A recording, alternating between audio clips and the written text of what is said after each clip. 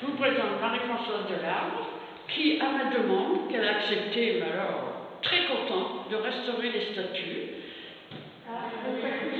J'avais commencé déjà en 95, je crois. C'est les religieuses de Saint-Satur qui m'avaient demandé de restaurer Saint-Joseph. Elles me l'avaient donné en plus. Mais comme je ne pouvais pas garder cette statue à la maison, je l'avais déposée à l'église de Tracy.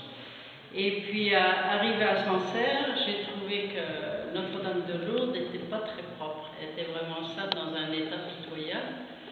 Et j'ai voulu la repeindre, la nettoyer. J'ai demandé au prêtre est-ce que je peux la nettoyer, et puis je l'ai repeindre. Donc ça me plaisait.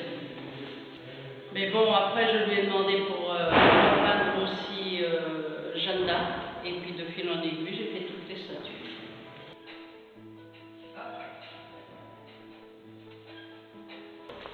Donc c'est Anna qui m'a téléphoné pour me demander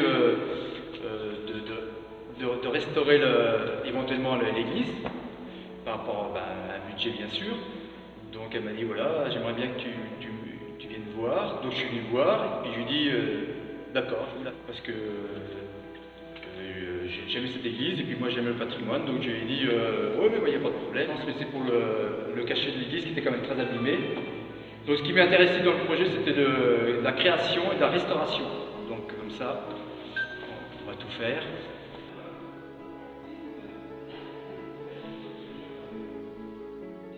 Pour expliquer, la chapelle Saint-Joseph était très abîmée. J'ai mis près de 200 kg d'enduit. J'ai découvert une niche parce que je savais que ce n'était pas la niche d'origine. Donc je l'ai cassée pour retrouver la niche d'origine. J'ai trouvé des petits angelots, j'ai trouvé le nom du peintre qui était signé en haut, mais qui malheureusement était presque détruit. Donc moi je retrouve toutes les couleurs. Sinon les ornements sont magnifiques, que je restaure parce qu'ils sont très sales.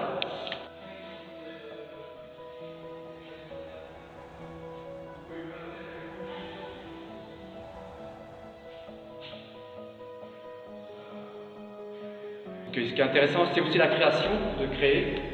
Tout le bas c'est dans ma tête, et ça reste religieux. Et puis je vais repartir par l'entrée, et là on va faire un petit peu de couleur pour un petit peu égayer cette église. J'ai été voir les autres églises du coin parce que elles étaient faites tout pratiquement en même temps. Donc je pique à droite à gauche, je regarde. Internet c'est extraordinaire pour ça, c'est sûr. On a découvert aussi dans les deux chapelles en fresque qui étaient d'origine, qui étaient détruites, piquetées. Il y avait des personnages à Saint-Joseph, de l'autre côté il y avait des ornements. Donc il devait y avoir deux belles fresques mais qui ont été complètement détruites, piquetées, plâtrées, irrécupérables. C'est pour ça que je les ai cachées à 100% définitivement.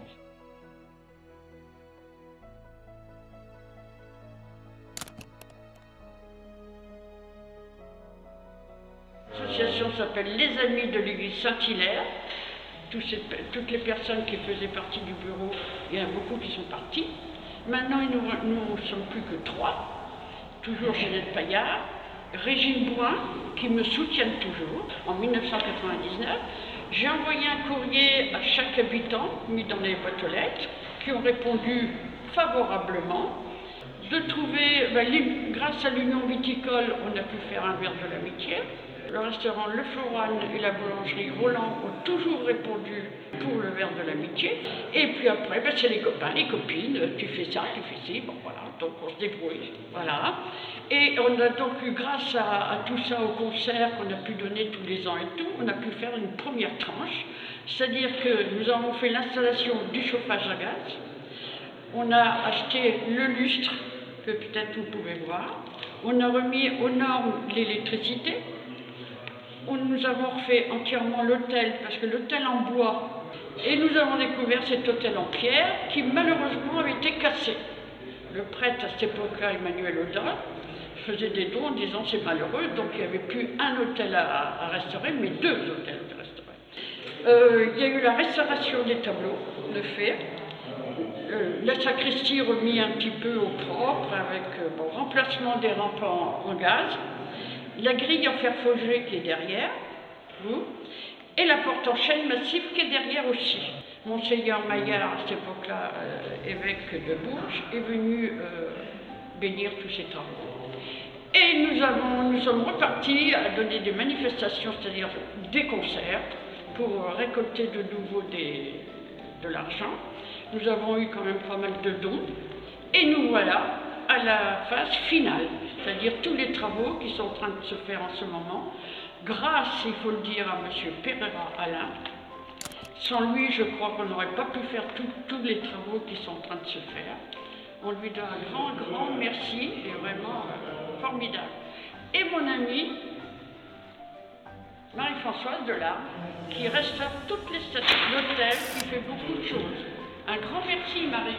Voilà, l'association a fait quand même tout ça, et elle ne doit rien à la paroisse et rien à la mairie.